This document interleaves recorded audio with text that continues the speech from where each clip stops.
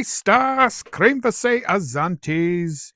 Welcome, video lovers. Welcome to Tech Nerd 1.0. Fellow humans, I am here today because we were finally able to get this lovely example of a Spanish FR-7 out to the range. Here it is in all of its loveliness, as you can see. Was finally able to get this out to the range, and I thought I would just show you some of that range footage, and then we'll come back and I want to give you my thoughts just briefly. As you know, I did get this a few months ago. I actually bought this from I believe it's called Hunter's Outlet.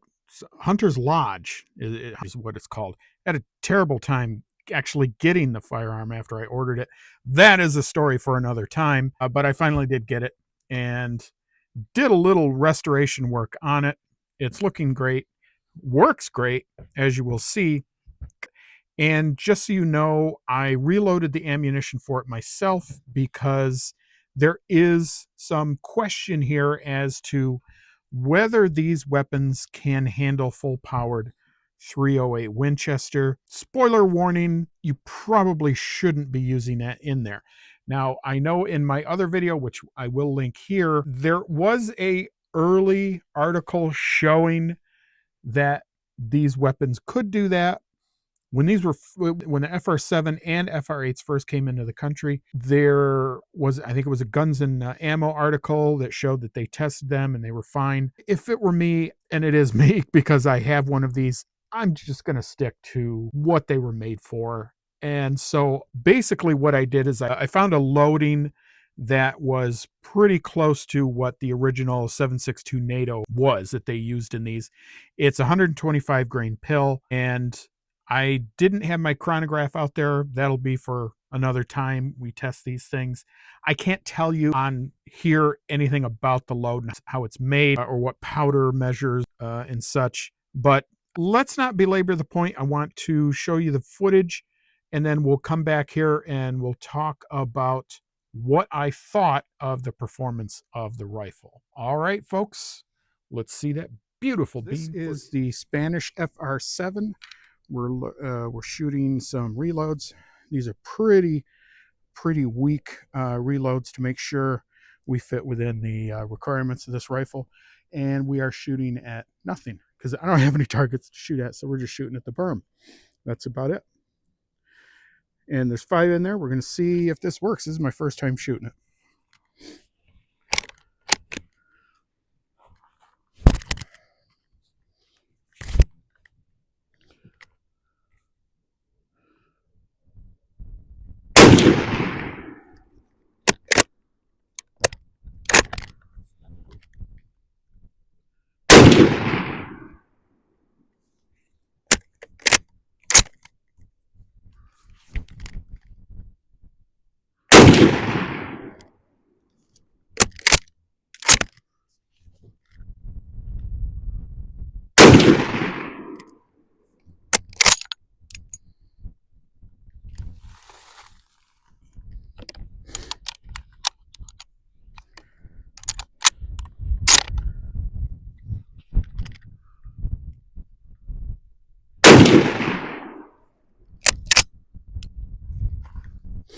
Okay, that's it. So last round, the fourth round came back. The 5th round popped out on reload. I'm not sure what that is. We'll have to see. I have to say these are I wouldn't call them stout. You can feel it, but these aren't bad. Not bad at all. We're going to reload and try this again.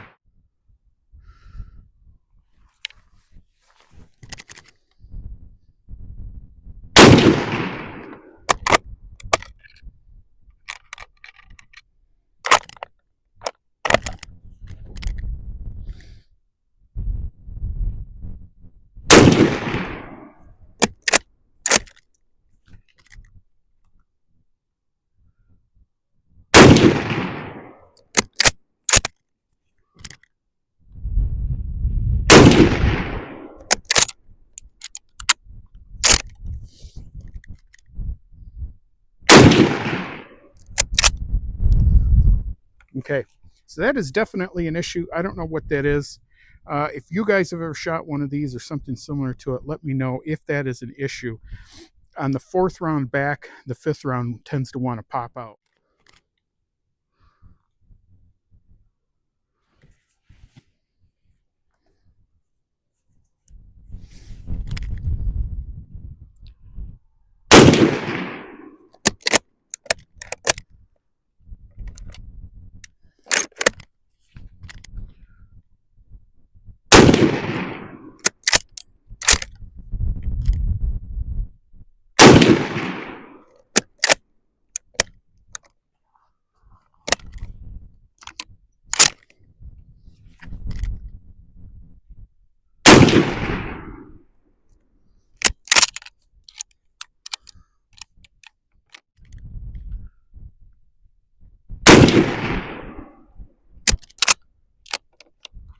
Okay, there we go.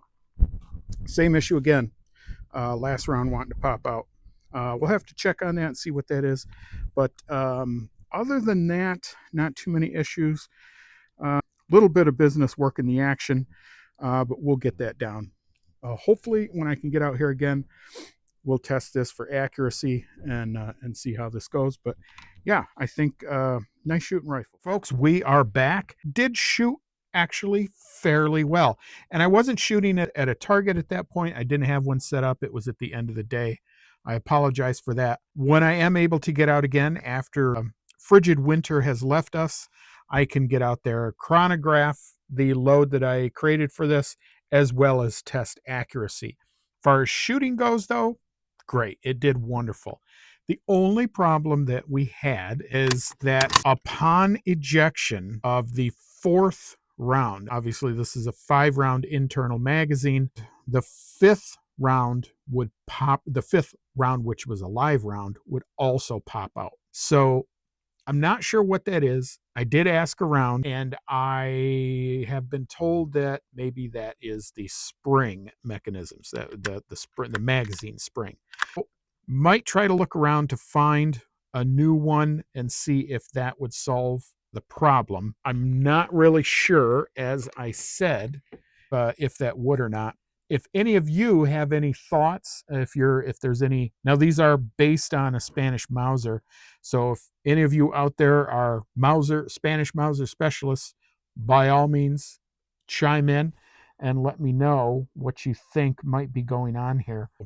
But the rifle comes out real nice. As I said in my original review, I didn't have a 7.62/308 bolt action in my inventory, so I thought this would be kind of cool, and I do like collecting antiques, as it were. This is now it is an FR-7, but these, as you may know, the FR-7s were transformed into that. The original components of this rifle, the original guts, it's actually like 116 years old. And then I think it was, if I remember right from my first video, I think it was in the 60s, 50s or 60s that these were basically transformed. The Spanish government was starting to use the set-me rifles, and they wanted something for their people to practice with, and so they pretty much just transformed these over to that. As you can see, they look very set-me like. It's got the same cleaning. Now this is a cleaning kit. It has no operational components at all. Uses the same bayonet as a set-me, that right there. And no, I did not test out the bayonet. Now, if you'd like to see it, that is the bayonet that I got for it. And I believe this is a set-me bayonet. Now, I cannot show you the bayonet going on, but I can show you what it looks like with it on, if that makes any sense. So we'll have to go off camera. And then there it is with the bayonet on. And YouTube reviewer, if you are reviewing this, consider the fact and remember this is an antique firearm, and this is for collectible purposes only and educational purposes only. So nice looking rifle. It is a beautiful example of history. These are not very collectible because they generally were not used in any wars. Weren't really used in World War I or II. Pretty much just the In their original configuration, they were used in the Spanish Rebellion, I believe it is, and then again later converted when the Setmes came around. But it's a beautiful rifle. Now, as far as purposefulness, what could you do with this? Well, I think it's it's pretty much just a for fun rifle, something to take to the range. As I said, though, could you hunt with this? Oh, absolutely, of course you could. The round that I'm using, again, it is small for 308. It's 125 grains, but certainly that's certainly enough to take down whitetail. Certainly enough for wild pigs, whatever you want to call them. But again, beautiful rifle, shoots very nicely, I have to say. Little bit of a fiddling with the bolt, but I really didn't have too much problem. And another nice thing about these is you can pretty much outfit them and find all of the stuff, the historical stuff you want, such as a period sling, the period bayonet. You can find all that stuff pretty much just on eBay, believe it or not. So not a really expensive rifle to get into, not a really expensive rifle to outfit and have historically accurate as well. So anyways, folks, that is about it. It's a fairly short video. I just wanted to show you what the results were. And again, this was pretty much just a function test to see that if the rifle works, and it certainly does. Folks, I hope this video found you well. I hope that you got something out of this today. On your way out, I hope you would consider like, sharing, and subscribing. And don't forget to fire off around at that bell notification. And if you would, please consider as well, if you feel you have been so entertained. Are you not entertained?